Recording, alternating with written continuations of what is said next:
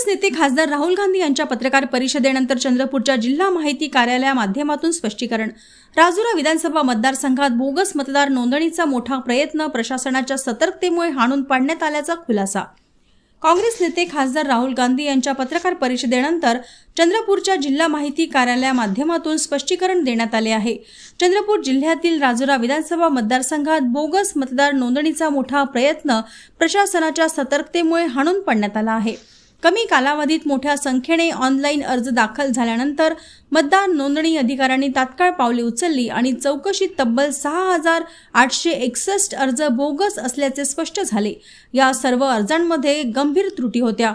अर्जदार संबंधित पत्त्यावर नसणे, अर्जदार अस्तित्वातच नसणे, आवश्यक कागदपत्रे आणि छायाचित्रे न सादर करणे या सर्व कारणांमुळे हे अर्ज नामंजूर करण्यात आले।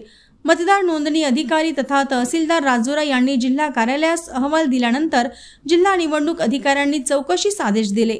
परिणामी पोलीस स्टेशन राजुरा येथे गुन्हा दाखल करून फौजदारी चौकशी सुरू करण्यात आली आहे।